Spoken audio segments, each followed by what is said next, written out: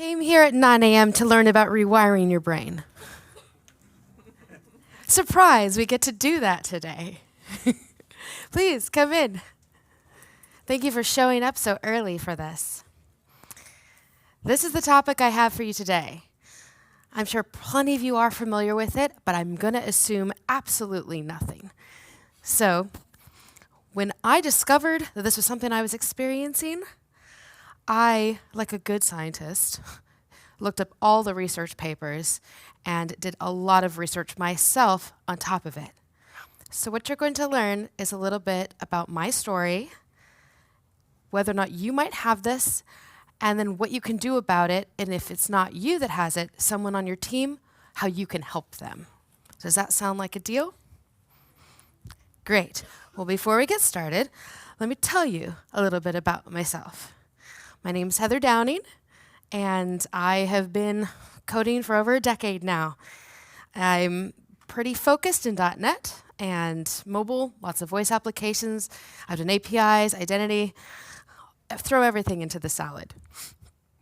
I've also mostly just built things at scale. My first job as an intern was for a US tax preparation company that shall not be named, and I got to design the XML for every single state and all its permutations.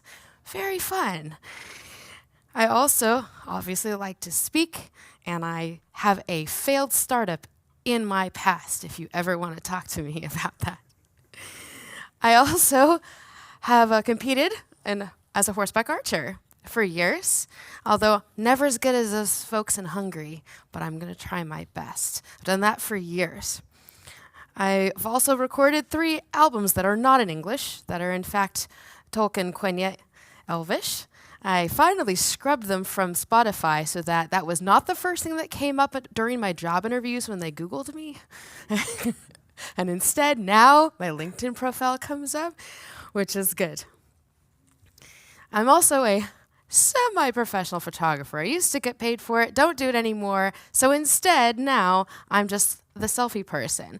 So if you're interested, I can show you some top tips how to pose for the camera. Not all of it has to do with smiling. And after all that long, arduous introduction, I still feel like a fake. It is so uncomfortable for me to talk about myself for a minute like that. Even now, I dislike it. In fact, I was elated to see that most TED speakers don't go up there and tell you who they are. They just start talking, and I'm like, want to be like a TED speaker. Never give an intro again.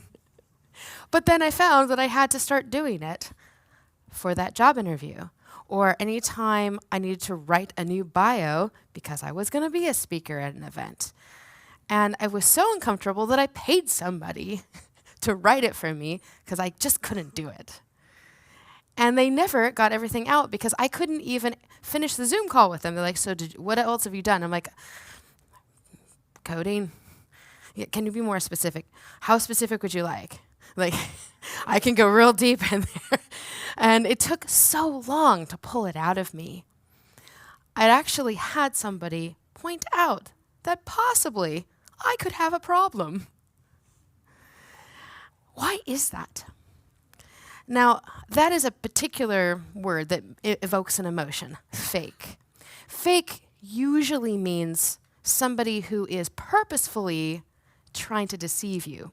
And I was never purposefully trying to do that. In fact, I was trying to be so the opposite that sometimes I didn't even acknowledge what I legitimately was doing. And then I noticed I just always felt like that, whether I legitimately performed a really good pull request or not. So what is this? Is this a problem? It's just a Heather problem? Is it a real problem? Well, lots of studies have shown that about 70% of all people feel like an imposter at one time or another, but I'm specifically talking about it being a chronic issue, something that pops up again and again and again, not just occasionally. So let's get very scientific and go with the definition of imposter syndrome from none other than Wikipedia. Imposter syndrome can be defined as a collection of feelings of inadequacy that persist even in the face of information that indicates the opposite is true. It is experienced internally as chronic self-doubt and feelings of intellectual fraudulence. It sounds so serious when I put it that way. What I notice is that you may not be thinking about it that way. This is all subconscious processing happening. You got a background thread in there that is going with this kind of narrative. You don't even have words. It's just a feeling that you start to get. It's very visceral. So there's some scientific studies that were done. The earliest one I could find was in 1978, and this particular one was from Georgia State University. They followed several successful women during their final senior semester all the way through their career in the first 4 to 8 years.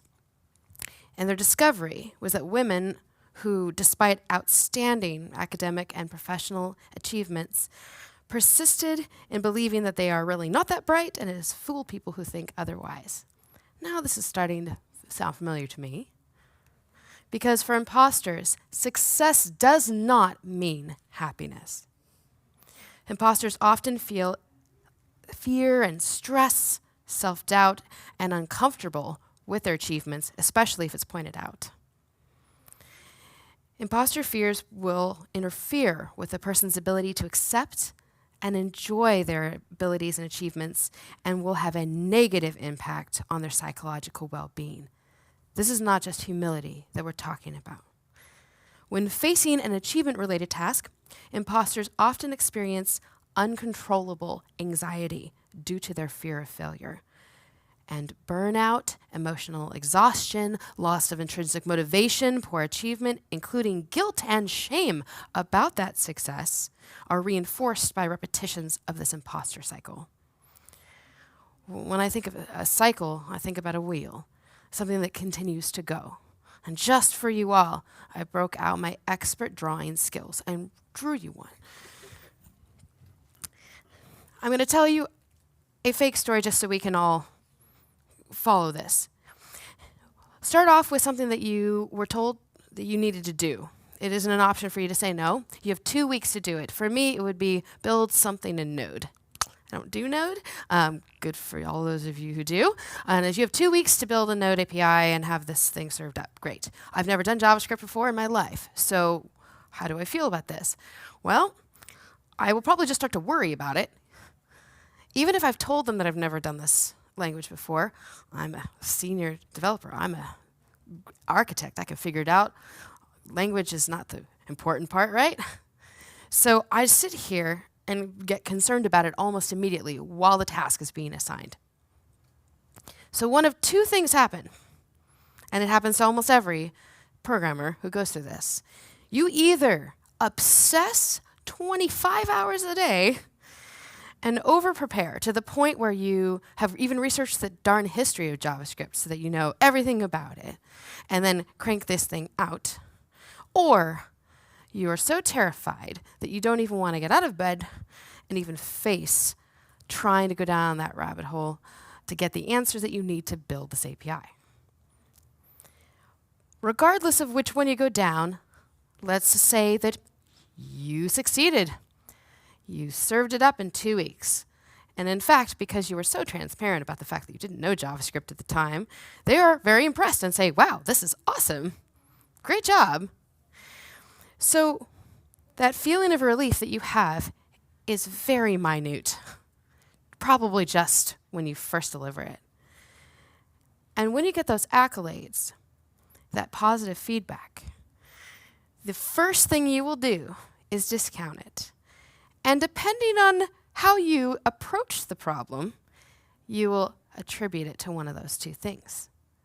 So if you were the person who obsessed and didn't sleep for 2 weeks, you'll say, well, yeah, it took a lot of effort. And, anybody could do it if they stayed up all day and all night for 2 weeks, right?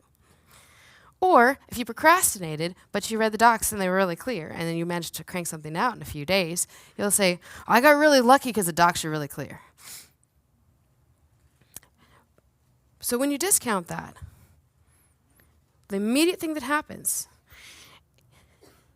is that you realize that you totally faked your way through that. Or you weren't good enough to have it be done in an easy amount of time, so you had to obsess, right, in order to deliver that. So that just starts increasing the amount of self-doubt you have that can turn into depression, anxiety, for even starting to code again. And then the next time you get another achievement-related task, the whole cycle starts again. So when I get asked, is this just about, oh, boo-hoo, I don't really feel right being such an awesome developer? Is that a problem? It's a problem. This starts a cycle that very quickly spins down into very dark places you don't want to go.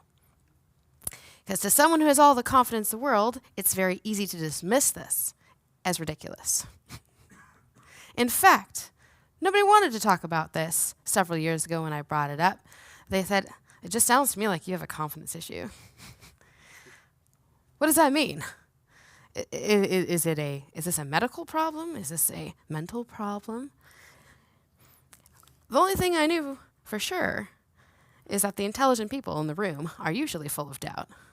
So what makes it bigger? What makes this a bigger problem? Is anybody familiar with the Dunning-Kruger effect in the room? A couple of you? Great.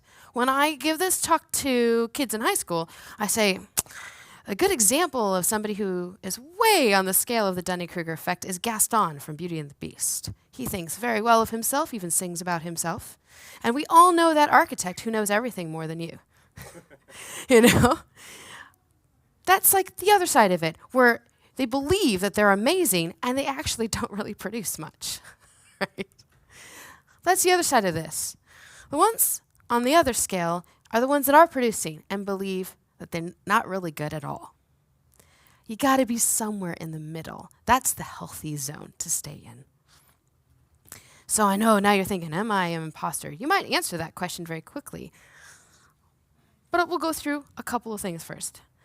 If you often feel like a fake, like I did in the beginning, or you attribute your success to luck, or discount your level of success when reflecting, and you do this often, the answer is more than likely yes.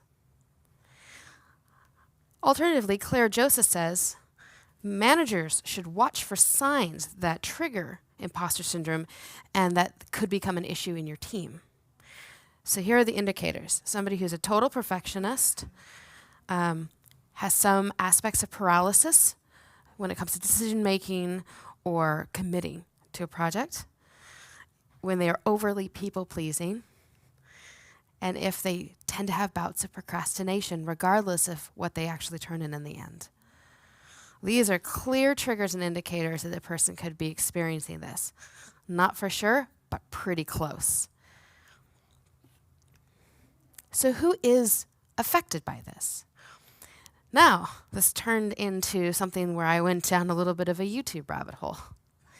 I found a wonderful speaker who talks about how to stand and the physical attributes of a good speaker, of a good leader, of somebody who can speak with confidence, has so much more to do with your body language than what's in your brain. And when she gave this talk, she ended it talking about imposter syndrome in people. And she found that after her talk, 50% of the people that came to talk to her about it were men, not women. Remember that study that we talked about earlier?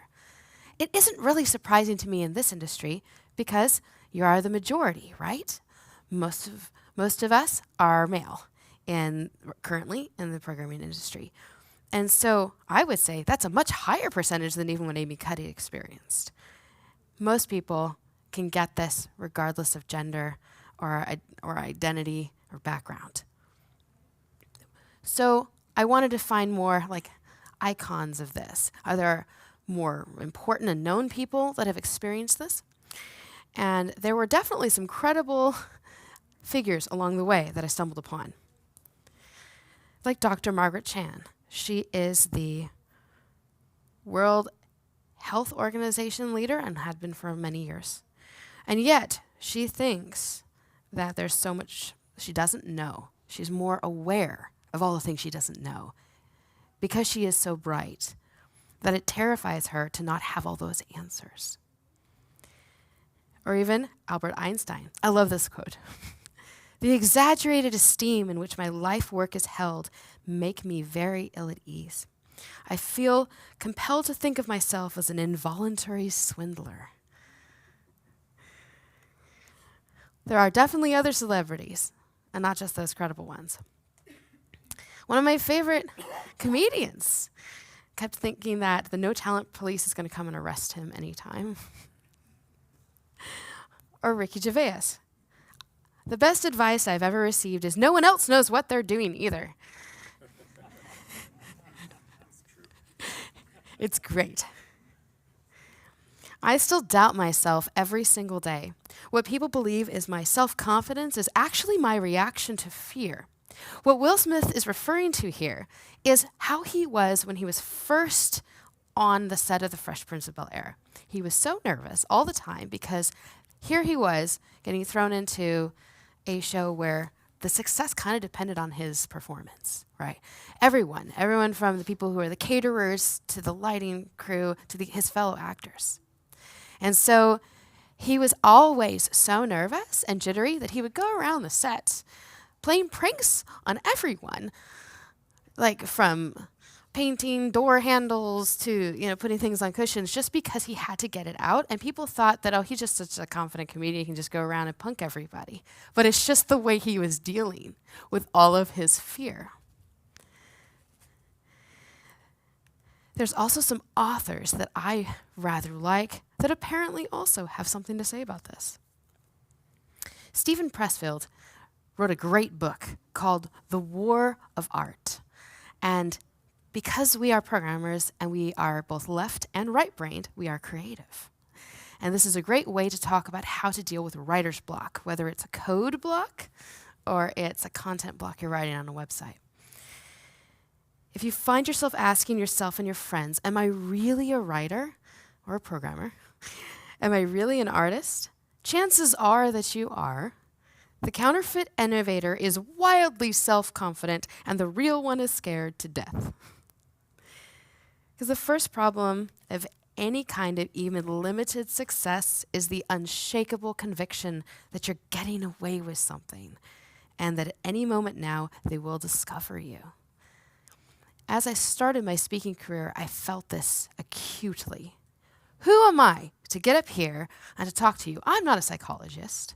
I'm just a programmer who did a lot of research on this because I wanted to deal with this problem.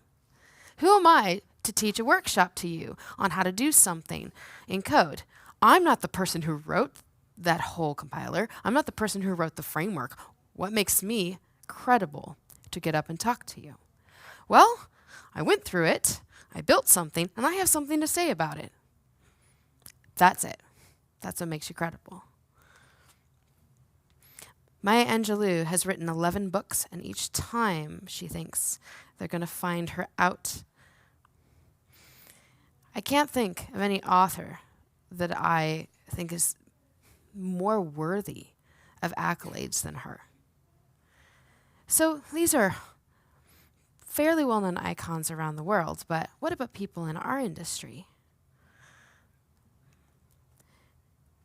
There are still days when I wake up feeling like a fraud and I'm not sure I should be where I am. I've made a lot of mistakes, but most intelligence comes from failure. I feel like a phony sometimes. Sometimes I joke, hey, it's a good day, my badge still works. Or I answer, how are you with, well, I'm still working. Isn't that true nowadays? All right, is it healthy to think a little bit about how much you really know? Or is it illogical doubt? Humility is not thinking less of yourself, it is thinking of yourself less. If you feel humbled and stunned by the world around you, then it's a sign you should embrace what you don't know. There's a lot that's coming out for us right now. There's a lot of insecurity that is starting to bubble up. I see it on social media from us, from our community, going, I don't know which new thing I should embrace or if I should just acknowledge it as a fad, and let it pass me by. It's a lot of work and research to embrace a new technology or another new way of doing things. So we're all going to feel a little bit insecure because now all this experience you've built up, you think, I guess I'm just going to throw away these 10 years worth of stuff I've been doing over here because this new tech came out. And now you feel like, I don't know if I can do that. Maybe I'm not good enough to do that. What if I'm not valuable anymore? Starting to feel familiar? I can tell you that this is definitely detrimental to your career. My story is that I finally got that title. We all know when that happens. When you go from being an intern and you're a junior and you're mid and then you get the title senior developer. Yes, I got it finally, years into my career. I was so excited that I got it finally. I was pretty keen to prove myself that I was worthy of that title. So at this company, there was definitely an achievement-related task that needed to get done, and it was quite time-boxed. Needed to get done a certain amount of time. I said, absolutely, give it to me, I'll take it on. It's kind of important. At the time, I knew very little to nothing about it, which was, spoiler alert, security. So I was like, yeah, definitely take this on. Well, I started researching it, and then it just turned into this huge research-a-thon, and I never actually got around to implementing things in the project within the time frame that I needed to. And I started noticing the week of that I was supposed to deliver this, I needed to really get on it. So I finally just dove into it, but nothing was compiling, nothing was working, couldn't figure it out. The day before this was due, my manager checked in with me because I had said nothing, turned in nothing, no pull requests, and he said, hey, we still good to go on that security piece? And I said, yes, absolutely. Real quick question. Do you know anything about this error or that error? And he was like, what? There's only like 2 lines of code in here. And I said, yeah, but I just, was just trying something out. And he says, oh no, Heather, I think we're going to need to bring the team in on this. So he did, and realized we were nowhere close to an implementation. Brought the whole team together, everybody scrambling, try to get this together. Unfortunately, we did not make that deadline. And even more unfortunate, our client could not move that deadline. It was a hard one. Happens the same time every year, and they can't move that.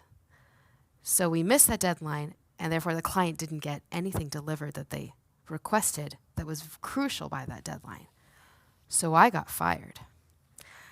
And I know what you're thinking, oh, you just made a mistake. No.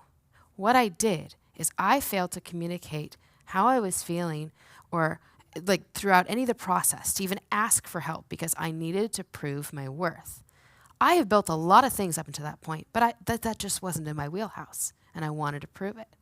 I didn't have a good way of handling my emotion, my crippling anxiety over not being able to deliver it. So because I imagined not being able to deliver it, I didn't deliver it. Do you see how bad this can get? The good news is I definitely got hired somewhere else after that, and I was asked, what is your greatest weakness in the job interview? And I said, I procrastinate terribly. What I'm doing about it now is I'm only giving myself a 4-hour procrastination window before I go, nope, have to do it. And so this is how I'm dealing with it. They hired me anyway. When I told this story to the CEO of that company, he said, I never would have thought that about you, Heather. You're always like, let's go do the next thing. And I said, well, yeah, because I'm terrified of getting fired again.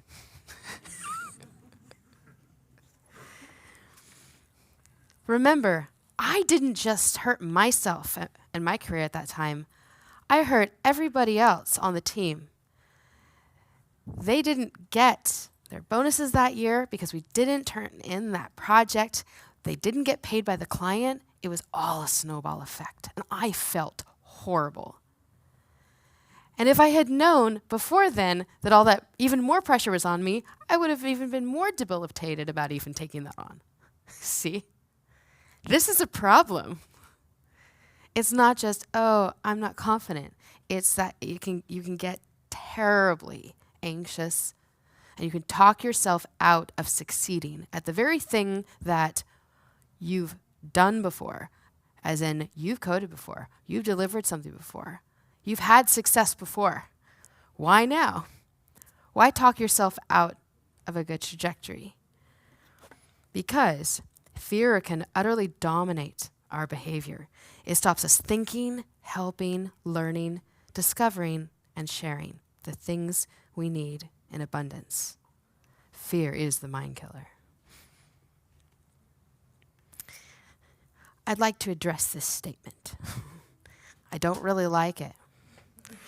I don't think it's real. Being fake and using that word in your mind or out loud means that you're not doing something legitimate. And what I would say is to surround yourself with people who are doing it, who have made it. Just like if you were going to learn to speak another language, not just code one, it's much easier for you to learn Spanish by immersing yourself with a family who speaks Spanish or being in a nation that is primarily Spanish speaking.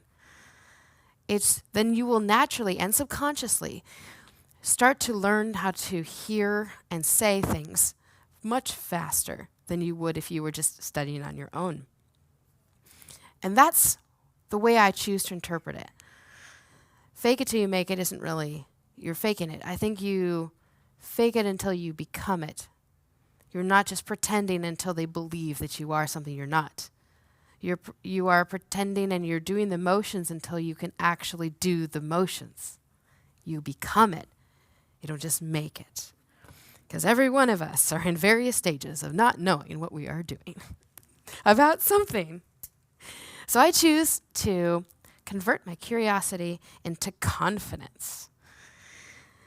And interpret that fear as excitement. So I don't ever say, I'm nervous. I say, I'm excited to give a talk at 9 a.m. that nobody will show up to because they're all very tired. It's good to know what you lack, though. So you should find a mentor in your field to study under and work at it. It could be at your job. It could be something that you choose to do maybe on a virtual platform.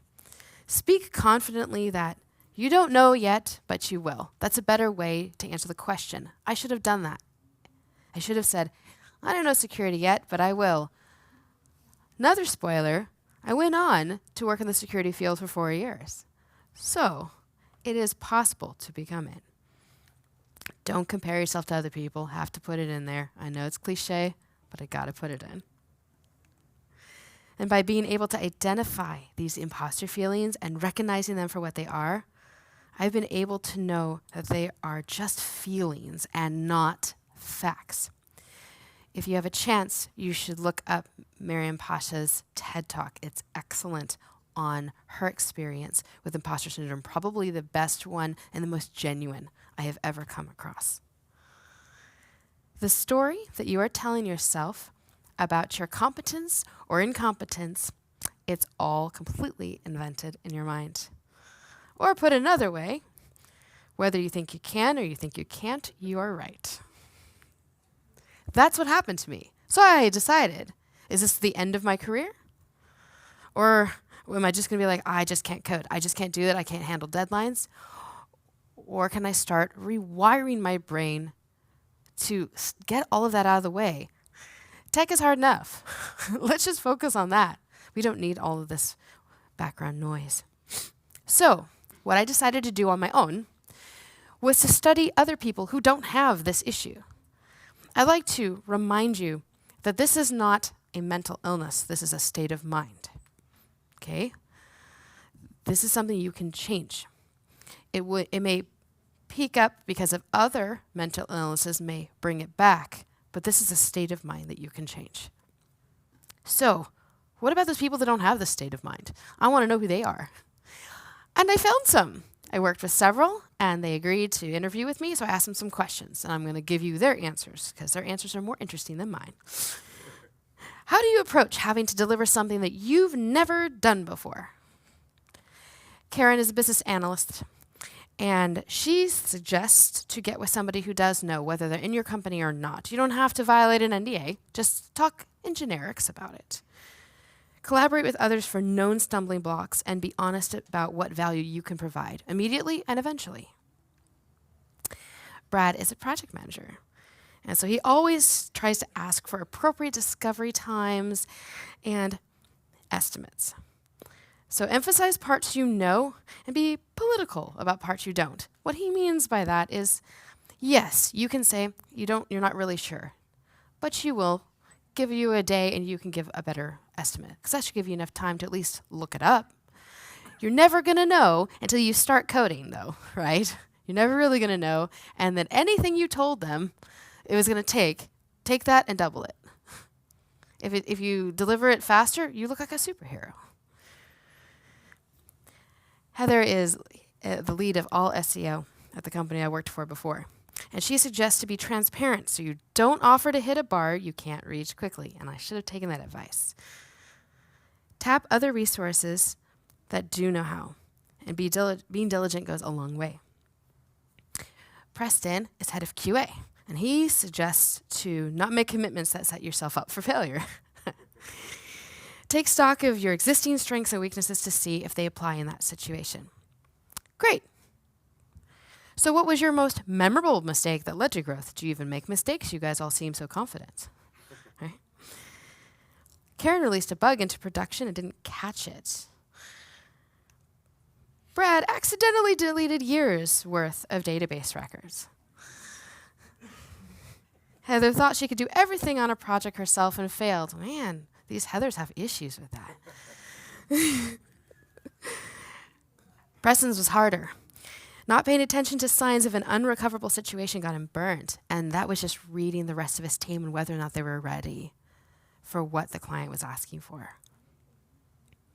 So, since they have made mistakes, what keeps them going? Because once I make a mistake, all I'm doing is telling myself again, see, I knew it. I knew I couldn't do this thing. Even if you fail, things still need to get done. Karen is very pragmatic. I really appreciate her. So evaluate what you did and after your approach. If you don't change anything, then you'll fail again for sure. How are you going to know unless you analyze what happened? Everything you do is a tiny drop in the bucket of life. You can't do everything right. You learn from failure, so you need to put things into perspective. Heather just had the stubbornness to not quit. And she constantly has something to prove. She never gives herself another plan besides plan A. I was like, whoa. That's really bold. She says, yes, but it works. If the water's rushing this way down the street, there's no other way for you to run but that way. So prioritize running that way. Failing at something does not mean that you are a failure. Look at ways to improve or decide if it's not in your wheelhouse. Just become self-aware about where you are. So I went to talk to the managers, the people who are in leadership positions. They have slightly different opinions about how to recover, how they can know if you're somebody worthy of continuing on a team. So I wanted to get a little bit of a feel. John said to do everything to become the expert, even if you don't feel that you'll reach it. Let it drive you and find the joy in discovering more about that subject. You have to have a level of fearlessness to do what we do. More than anything, you have to listen to others and realize that people want you to succeed. That's true. I'm stealing an hour of your life today. And I think you would like me to be successful in what I'm communicating to you, right? Otherwise, I just wasted your time. And that's the same thing on your team. Everybody on the team would like you to also succeed with them, not just to pull your weight, but because it is much easier to celebrate a success than to console somebody who failed, right? There is a fine line between humility and lack of confidence and pride. If you think it's luck, you will stop being able to repeat your successes. So the next thing I asked them was, how can you tell if somebody who fails has the potential to ultimately succeed versus it just being out of their wheelhouse completely? John said, nobody is useless. Everyone can have a role in a project. The people I know will succeed, will own up to their failed attempts and actively demonstrate that they learned because they are relentless in their pursuit. An attitude of positivity and ability to visualize success. Good leaders can see the eventual positive outcome in a person who's failed. I look for someone who does not remain frozen by their fear. I'm like, working on that. It's so frustrating. Is any of this sounding at all familiar to anybody, or is it just me? Yes. The good news is there is a book out there specifically for us. If you feel like you have a hole in your education, I don't have a degree. I went through a boot camp, and it was great at the time. It got me working very quickly in about 6 months. I got to become a Microsoft certified professional. Right then, passed a test after a couple failed attempts back in the day. But as you grow, you may feel that maybe you need to know a little bit more about computer science, a little bit more about architecture. This book is great. It's a digital book. Highly recommend it. It's put together by Rob Connery, who spoke at this very conference. So the Imposter Handbook goes through everything from big O notation all the way down to what kind of architecture you should pick. Really great. And he has more supplementals since it came out. Highly recommend. Because you shouldn't be scared of failure, be scared of not finding the truth. I don't want to pretend like I don't have holes in my education or my knowledge, especially about new things. Don't pretend like you don't. Just find out how much you know about it and then fill them in. It's not a big deal. Nobody expects us to just wake up tomorrow and have 10 years experience in AI, unless you're a recruiter that's writing a job description. But we are in a continuous learning cycle. You will always feel like you don't have enough information about something. So instead, I'd like to talk about how you can do something that will help. What I've discovered, and is a little bit of a correlation across our industry that seems to help us, okay? You should shift your focus. Team up with a friend or a partner at work who can talk up your skills and call out your achievements for you. And you can do the same in return. This is called co-bragging, and it absolutely works.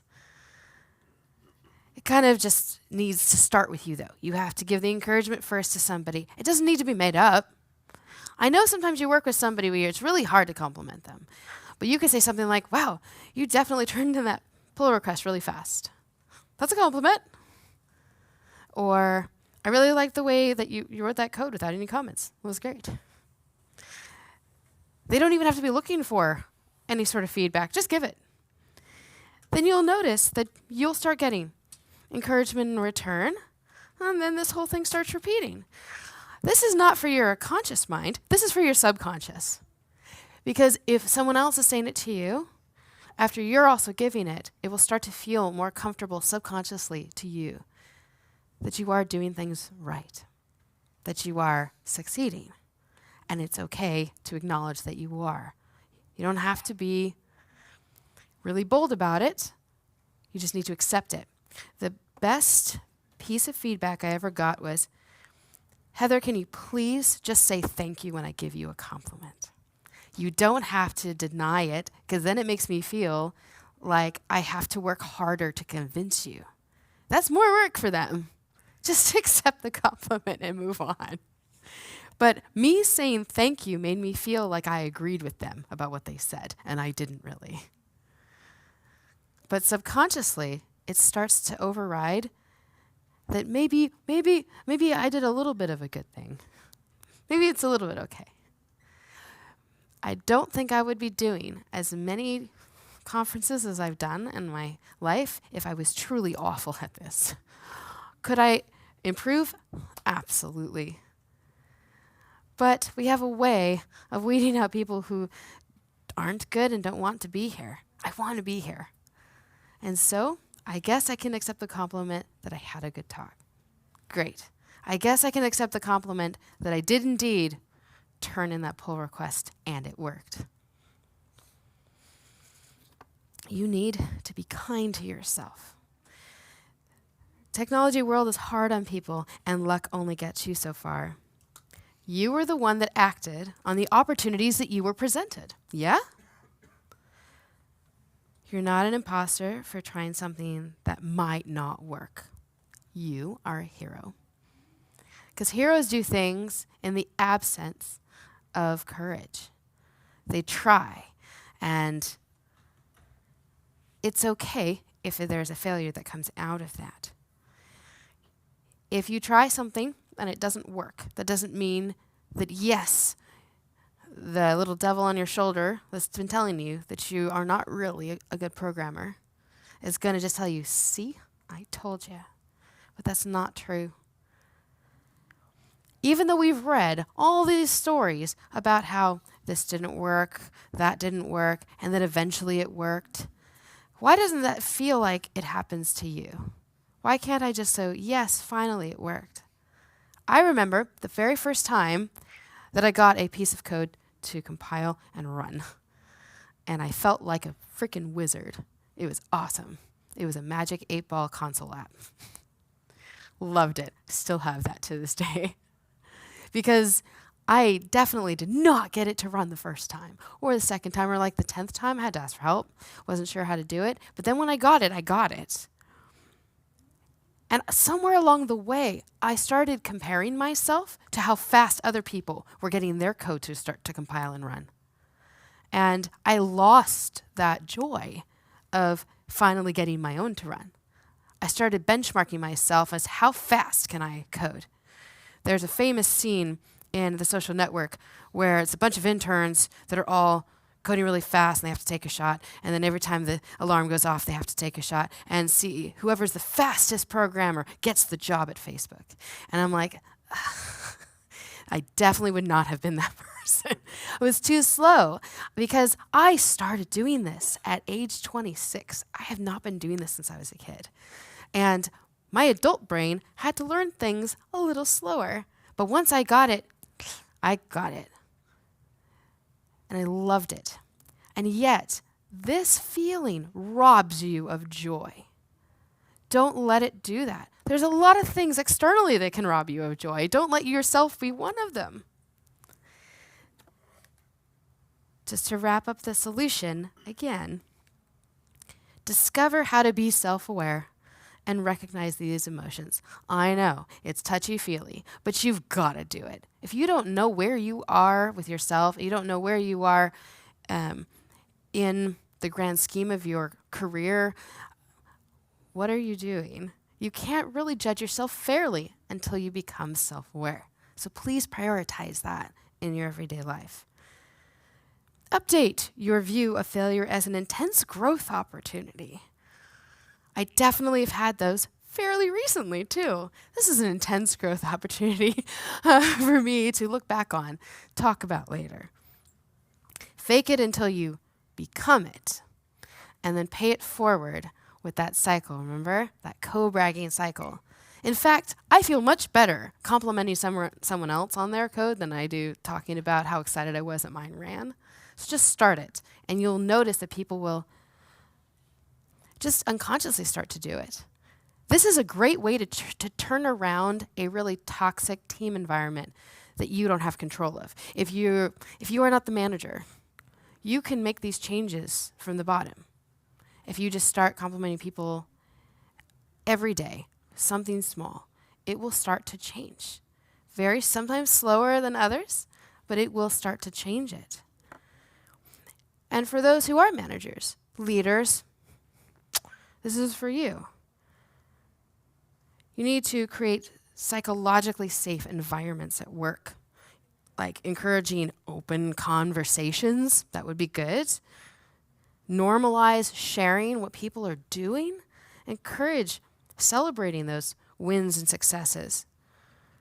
Watch for overworking for avoidance behavior. Allow failing fast and help people avoid beating themselves up about it. This is a big one. And not a lot of you are very good at this, because just because you were a great coder once and now you're in charge of a team doesn't mean you have empathy. You need to remember what it was like when you started. And if that was way back when you were 10, try and remember that we were not born coding. We all had to learn this. And just because somebody doesn't get it the way you got it does not mean that they're not very valuable. They could be amazing at something else that you're just not seeing. Specifically, discourage negative self-talk. If you see that on your Slack channels or your Teams channels, just discourage it outright, saying, hey guys, we don't need to talk like that. And then counter it with a compliment. It's really easy to complain in our industry about things that are not cool, especially when external forces, being what they are, don't give you the tools you need, or the tools that you need aren't doing a very good job, or you don't have the requirements that you need to build something. But discourage negative self-talk about, man, I can't just seem to get this. I just don't feel good about this or that. Don't allow that on your channels. You don't have to attain perfection or mastery to be worthy of the success you have already achieved. This usually hits those of us that are very bright, that have a lot to offer, have been offering, and yet we can't look behind us because we're too busy chasing an ever-expanding world in front of us that we see a lot of, that we haven't quite reached. But I encourage you to remember that if you cannot look back at what you've done, you can't repeat that success. You have to acknowledge it. What did you do right? Sure, what did you do wrong? But what did you do right? So then you can just write that down anywhere you'd like and remind yourself, I can do this. And I've done this. And I'm going to go reach for that job that's just a little bit out of my comfort zone, because I did this job, and at one point, it was definitely out of my comfort zone. I hope this sticks with you. Of all the slides I've got in my deck, you are worthy of the success that you have achieved. Thank you.